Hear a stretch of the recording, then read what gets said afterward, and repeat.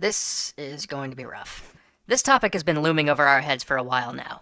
Trying to discuss this issue is like stepping into a minefield, but then we can't really ignore it forever. I get the feeling we probably aren't going to be winning any friends with this one, but, well, let's just get this over with.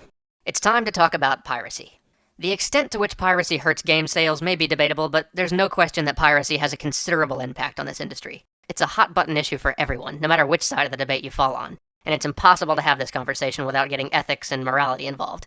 In our opinion, neither of these groups is completely justified or in the right, so we'll just address each side in turn, I guess. First, a word to the industry. Hello, industry. Guys, you're not going to get anywhere by punishing your customers. We all know that current-gen DRM just doesn't work. If you're lucky, your DRM won't be cracked until maybe a week after your release. If you're lucky. In the meantime, you're saddling all of your paying customers with buggy, conflict-ridden software, or limiting what they can do with your games, the ones they purchased, legally, from you. If it helps, think of pirates as your competitors. Free of charge is already a pretty tough offer to compete with, so why give them even more of an advantage by ensuring that they offer better service too? Pirates already have the advantage of being able to provide games 24/7. GameStop closed? Your friendly torrent service isn't. Why allow them to also provide versions of your games that are indisputably better? Versions with all the DRM ripped out. Versions that can be installed on unlimited computers and don't conflict with other software they may already own. In a decade, when we can count on 90% of our customers having a constant internet connection, we'll be able to provide functional, non-intrusive DRM by just doing occasional check-ins with our servers. But until then, the DRM fight is lost. Instead, find ways to reward your customers for legal purchases. This can be as simple as offering rewards for frequent buyers. I mean, come on, even my local coffee shop gives me my 10th purchase free. The point is, don't try to punish your customers because people are pirating your games. Period. Secondly, it's not cool to take features away from your product simply because you don't want to support them anymore. You know what? I agree with the guys who kicked down the door of the PlayStation 3.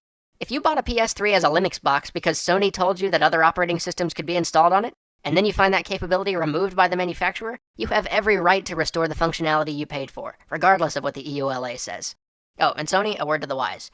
Do not tangle with the kind of people who install Linux on their PlayStations. Trust me, you are wasting your time. But at the same time, I also want to appeal to consumers to not get up in arms when a company shuts off the servers for your favorite game. I know you love the game and you paid good money for it. Those are completely valid reasons to be upset. But also try to be understanding, because no studio ever wants to do that. They do it because they have to. James has been there before. When you're in a studio and shutdown day comes, people there are upset. These people poured their heart and soul into that game, spent years of their lives working on it. They hate it being shut down as much as you do, and the last thing they need is to be flamed on the forums or called jerks over it. Running multiplayer games is expensive. Sometimes it's an expense the company can't afford, so try to cut them a little slack. It's already hard enough watching your work die. And I guess that brings us to you guys, the consumer. This is going to be the hard part. It's easy to feel accused whenever these discussions come up. I mean, even when you aren't guilty of piracy yourself, it still feels like someone's pointing a finger at you, but... Well, here it goes. There's exactly one legitimate reason for piracy. When you simply cannot buy the game legally where you are. If you live in Azerbaijan or Mongolia or anywhere else where you really cannot get games, please, pirate away.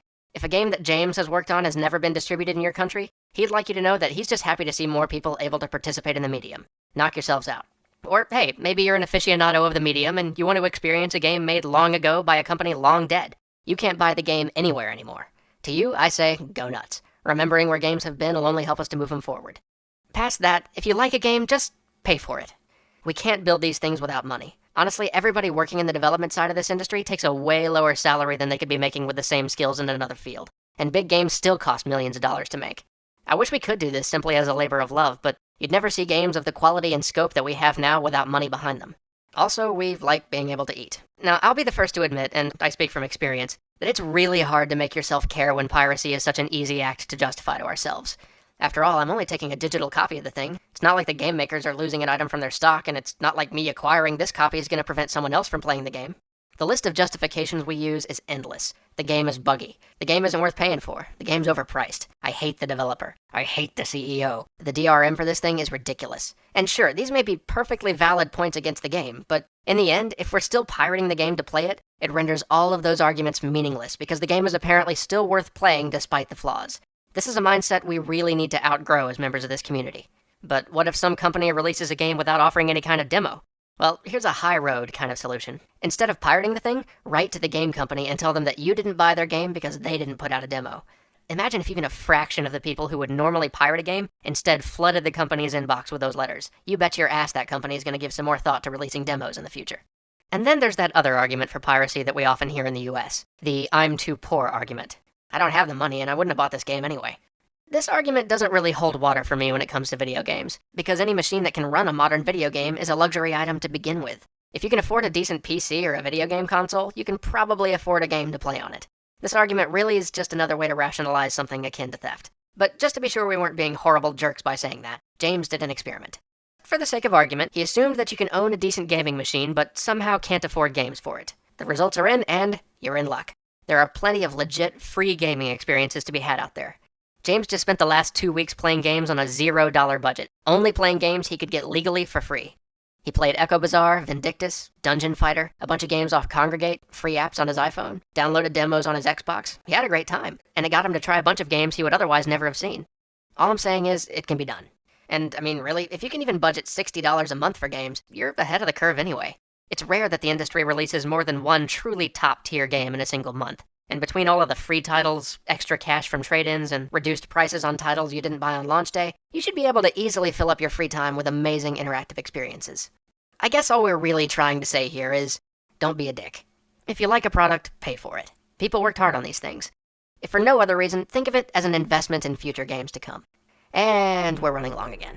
Okay, we may come back to this eventually so we can rant about copyright law and such, but I think that's probably enough flame war fuel for one show. Thanks for sticking with us for all that, guys. We'll see you next week.